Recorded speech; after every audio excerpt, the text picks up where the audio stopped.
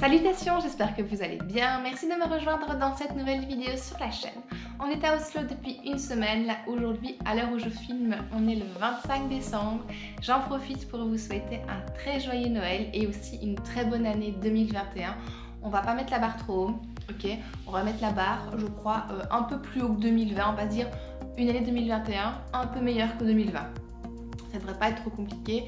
Je vous souhaite de pouvoir quand même avoir une très bonne santé parce que c'est le plus important. On s'est bien rendu compte de ça en 2020 et aussi de pouvoir quand même réaliser quelques-uns de vos projets, que le virus ne vous empêche pas de réaliser vos projets, vos rêves et que vous allez pouvoir quand même bien profiter de l'année à venir. Je pense pas que je vais faire une vidéo vlog de Oslo parce que même s'il fait magnifique, vous avez vu quelques photos sur Instagram, et j'ai principalement pris des photos et j'ai quasiment pas pris la caméra avec moi.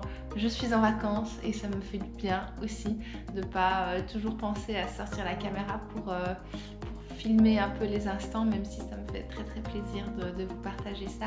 Mais donc du coup, je pense pas que je ferai de vidéo d'Oslo. Voilà. Donc nous on est arrivé à Oslo lundi, là on est vendredi et donc on repart lundi, donc dans 3 jours, oui c'est ça, dans 3 jours. On repart pour la Suède. Si ça vous intéresse de parler un petit peu de ce voyage, de mes expériences jusqu'à présent, j'organise un live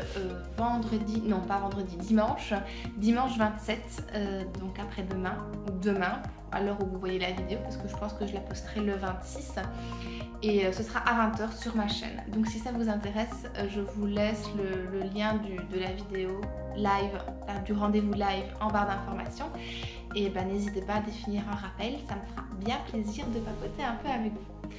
Aujourd'hui, on se retrouve pour parler de mes lectures d'automne. Donc on a déjà bien avancé dans l'hiver, mais j'avais prévu quand même de vous faire des vidéos lecture durant cet dernier voyage, donc pas que des vidéos vlog. Et je voulais revenir sur mes vidéos de l'automne qui globalement s'arrêtent en fait à mes lectures du Pumpkin Autumn Challenge. Donc je vous avais présenté ma pile à lire et j'ai pas du tout réussi à maintenir le cap. J'ai pas forcément réussi à lire tout ce que j'avais prévu, mais j'avais quand même envie de revenir dessus. Donc c'est ce que je vais faire aujourd'hui. Je vais revenir d'abord sur une lecture que pas que j'ai pas aimé, mais c'est un petit peu compliqué parce que c'était le tome 5A de la saga Le Porteur de Lumière. Donc on était sur le blanc incandescent, écrit par Brent Weeks.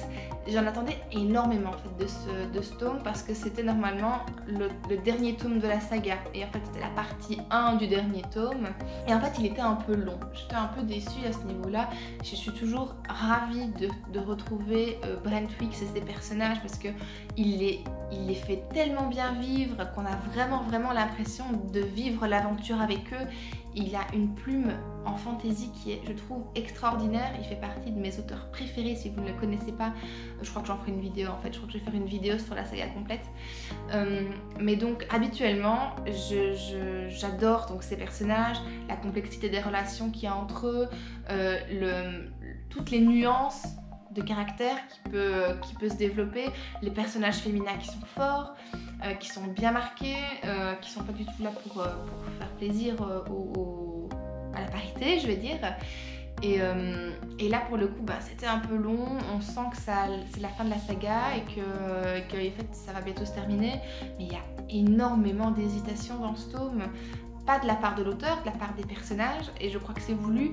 J'ai pas reconnu certains personnages. Je trouvais par exemple que le personnage principal, moi je trouve qu'Équipe, je l'ai pas reconnu en fait. J'ai pas reconnu.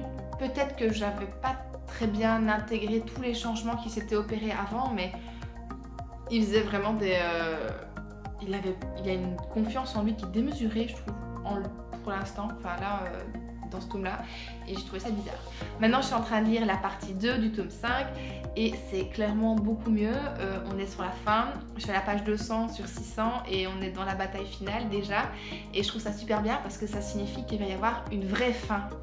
D'habitude en fantasy, quand je lis quand je lis des sagas, souvent la bataille c'est les 100 dernières pages et en fait il y a 50 pages après d'épilogue ou 20 pages d'épilogue et ça se termine en mode ils vécurent heureux, eurent beaucoup d'enfants, ou alors ça se termine et les gens retournent à leur vie d'avant quand ils peuvent récupérer leur vie d'avant, ce qui n'est pas toujours évident. Et donc voilà, là je crois qu'il va y avoir une vraie fin, qu'il va y avoir une vraie boucle à boucler et j'ai hâte de voir ce qu'il va nous proposer, donc j'ai hâte de continuer ma lecture. Une autre lecture que j'ai faite, c'est une découverte pour le coup, c'était le tome 1 de Charlotte Davidson, écrit par Darinda Jones, et c'était pas mal mais sans plus. Donc en fait l'histoire de Charlotte Davidson, c'est une jeune femme qui s'appelle Charlotte, qui a le travail de faucheuse et dans la vraie vie c'est un détective privé. On est sur une fille qui a des pouvoirs surnaturels et qui permet en fait aux morts de passer à travers elle pour accéder à l'au-delà. Sauf quand les morts ne veulent pas partir et donc en fait ils restent coincés et ça veut dire qu'ils ont encore des choses à régler dans le monde des vivants et c'est là que son oncle et son père interviennent parce qu'ils sont policiers tous les deux et donc la plupart du temps les gens qui ne veulent pas quitter le monde des vivants, ça veut dire qu'ils ont un problème, la plupart du temps c'est qu'ils ont été tués et il faut d'abord résoudre leur meurtre avant de pouvoir réussir à passer à autre chose. Voilà. J'ai trouvé que la première moitié de ce tome 1 était chouette, c'était divertissant, on apprenait à connaître la personnage principale, on apprenait à connaître aussi les personnages secondaires, il y a des rebondissements, enfin c'est une histoire pas mal. Et puis à partir du dernier tiers, allez, une grosse moitié après, c'est devenu très très long en fait, je me suis ennuyée. Je me suis ennuyée parce qu'en fait la trame de l'enquête est juste là en trame de fond et c'est pas du tout l'objet principal du roman et ça m'aurait pas dérangé si jamais l'enquête s'était bouclée plus vite en fait. Elle aurait pu être bouclée plus vite et qu'on continue peut-être sur l'histoire de Charlotte, ça m'aurait pas dérangé. Mais c'était à durer très longtemps et j'ai fini par m'ennuyer donc j'ai quand même terminé le bouquin, c'était pas mauvais mais je pense pas que je lirai la suite parce que ça m'a pas plus que ça. De la même manière que j'avais lu Poison de Marissa Meyer, qui est le premier tome de la trilogie Poison, Charme et Beauté, des réécritures de contes cette fois-ci, principalement Disney. Et donc là, le Poison, c'était le réécriture de la Blanche-Neige, Et ce que j'avais bien aimé, là pour le coup, c'était qu'on arrivait en fait à nuancer un petit peu le personnage du méchant, la belle-mère de Blanche-Neige.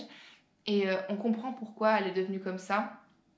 On l'excuse pas. On a un peu plus de détails sur son histoire et c'est ça que j'ai bien aimé, je trouve, parce que souvent, on a beaucoup de dichotomies habituellement chez Disney. Et là, on a des personnages plus matures, plus adultes. Et c'est aussi un livre plus adulte, hein, clairement. Et donc même Blanche-Neige est clairement différente. Elle n'est pas aussi innocente. Elle a plus d'expérience. Elle est je sais pas comment dire, elle est vraiment clairement différente et c'était pas mal aussi d'avoir une autre version de Blanche-Neige. Donc voilà, c'était pas mal, sans plus. Je pense pas que je lirai la suite non plus, c'était pas extraordinaire. J'avais prévu aussi de regarder 2 séries dans le cadre de ce Pumpkin Autumn Challenge. Donc je vais regarder Lucifer que j'avais commencé déjà fin août, je crois qu'on avait commencé Lucifer. Et on l'a un peu bingé aussi pendant notre quarantaine à Oslo, hein, il y a 3 mois et demi. Et donc du coup, on a continué et là maintenant on est à jour. C'est-à-dire qu'on a terminé la saison 5, la première partie de la saison 5, puisque Netflix va sortir la deuxième partie de la saison 5, là bientôt en janvier. Et ouais, moi j'ai bien aimé. Donc la saison 3 était vraiment très longue. Par contre, on sentait bien que... On avait du mal, hein. Il y avait des épisodes qui étaient juste là pour faire du remplissage d'épisodes et c'est le même schéma tout le temps et donc ça veut dire que si on n'accroche pas à Lucifer, si on n'accroche pas à Chloé, si on n'accroche pas à Maze, si on n'accroche pas à Linda, enfin bref, si on n'accroche pas au personnage, c'est mort, on va se faire chier. Mais moi je t'ai bien accroché et c'était sympa, ça permettait de se divertir. Maintenant clairement la saison 3 il y a 26 épisodes, c'était l'enfer, c'était beaucoup trop long, surtout que le dernier épisode s'arrêtait au 24. La révélation de la saison 3 se fait à l'épisode 24 et je crois que Netflix a quand même publié les deux suivants, mais ce sont des épisodes juste de remplissage, ils auraient pu les foutre n'importe où dans la série et ce serait passé en fait, parce que c'est un truc classique. Et donc c'est très perturbant d'arriver à la révélation finale à l'épisode 24 et puis commencer l'épisode 25 en se disant comment est-ce que l'autre va réagir, et on attend et en fait c'est juste une autre journée avec Lucifer et Chloé et on se dit ah putain non c'est pas le bon. Donc voilà, on sent quand même que Netflix a bien repris en main la série à partir de la saison 4 et c'est vraiment chouette. Et c'est vraiment chouette parce que du coup les épisodes et les personnages sont un peu moins gnangnang et ça bouge un peu plus et donc ça fait plaisir de voir du mouvement comme ça. La deuxième série que j'étais censée regarder, c'était la saison 2 de La Servante Écarlate. Et j'étais supposée pouvoir la regarder avec Ovio, parce qu'il y a une possibilité de regarder depuis l'étranger, en fait, quand on est dans l'Union européenne. La Norvège faisait partie de ce package, et je n'ai jamais réussi à regarder cette saison 2. J'ai contacté la RTBF, on a essayé de faire tous les réglages possibles. J'ai eu une personne vraiment très gentille, très patiente, au bout du clavier. Et malheureusement, on n'est pas arrivé, et je ne sais toujours pas pourquoi je ne peux pas regarder cette série à l'étranger, mais j'ai pas su le faire. Donc du coup, j'ai pas pu, c'est tombé à l'eau. Et j'avoue que j'ai pas cherché un site de streaming pour regarder ça. Donc on verra bien si c'est possible de la regarder quand on rentrera en Belgique ou quand on sera ailleurs. Peut-être qu'en Suède ça marchera. Donc j'essayerai en Suède. Pour un autre livre que j'étais supposée lire mais que je n'ai pas terminé, mais que j'ai adoré, c'est Beauté fatale de Mona Chollet, qui revient en fait sur toutes les injonctions faites aux femmes à propos de leur apparence dans notre société occidentale actuelle, même si le livre date de 2013 je crois. Du coup les exemples qu'elle prend et les statistiques qu'elle donne sont la plupart entre 2010 et 2013, donc aujourd'hui on est en 2020, ça peut dater un petit peu, mais je trouve que c'est toujours hyper pertinent, et les exemples qu'elle pointe avec les mannequins, etc., c'est les mannequins, les actrices, les chanteuses, et des stats qu'elle prend, donc c'est toujours très révélateur de la période dans laquelle on vit aujourd'hui encore, et c'est très très très bien documenté. J'ai fait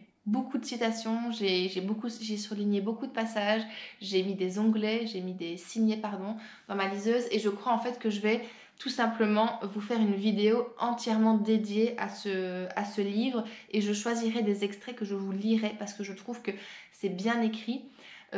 Je sais que certains disaient que c'était moins fluide que Sorcière, il me semble, de la même autrice, et que c'était pas le plus abouti, mais je trouve que c'est quand même drôlement bien écrit et que c'est assez percutant, et moi ça m'a fait réfléchir quand même à pas mal d'implications et d'injonctions ou de choses que je faisais peut-être plus naturellement, alors qu'en fait c'est la société qui m'a appris que ça devait être naturel de ma part. Et donc aujourd'hui je regarde mon propre comportement, et j'interroge beaucoup plus mes habitudes et mes envies de femme de consommation, hein, je parle ici, à travers le prisme que j'ai découvert avec ce livre. Donc franchement je crois que j'en ferai une vidéo dédiée ou un article dédié, parce que c'est vraiment une très très belle découverte. Et une autre très belle découverte que j'ai faite grâce à mon Pumpkin Autumn Challenge, c'est Dans la forêt de Jean Egland, publié aux éditions Gellmeister. Là pour le coup, je m'attendais pas du tout à ça. Donc c'est un livre qui raconte l'histoire de deux sœurs en jeu. Donc une des deux sœurs va recevoir pour Noël un carnet, et c'est un roman post-apocalyptique. Donc la civilisation a pris fin, c'est pas du tout après une guerre nucléaire, tout ça comme d'habitude on pourrait en entendre parler par rapport à des romans post-apocalyptiques. On est sur une civilisation qui s'est petit à petit éteinte parce que on manquait de ressources, on n'a plus pu avoir d'électricité, on n'avait plus d'accès à l'essence, on n'avait plus d'accès à plein de choses, et donc la société a périclité. Et ces deux sœurs-là vivaient avec leurs parents sur une route qui se termine en fait, ils sont tout au bout de la route, ils sont au bout du chemin, et donc ils commencent dans la forêt. Et donc on va suivre en fait leur quotidien dans cette société de l'après. Et j'ai trouvé que c'était vraiment trop bien écrit, c'était vraiment très très très bien écrit, les personnages sont attachants. Le quotidien, je m'attendais pas à ce que ce soit aussi contemplatif en fait. Il y a beaucoup de passages de leur quotidien où elles font des conserves par exemple, elles ont un potager, elles expliquent, elle explique, parce qu'il n'y en a qu'une qui écrit, elle explique donc la stratégie pour survivre en fait, mais on n'est pas dans la survie comme moi je me l'imaginais dans beaucoup de romans post-apo où il y a du danger partout, il y a des gens qui viennent les attaquer par exemple, ou des choses ainsi. On n'est pas trop là-dedans vu qu'elles sont assez reculées de la civilisation, il n'y a pas trop de danger vis-à-vis des voisins.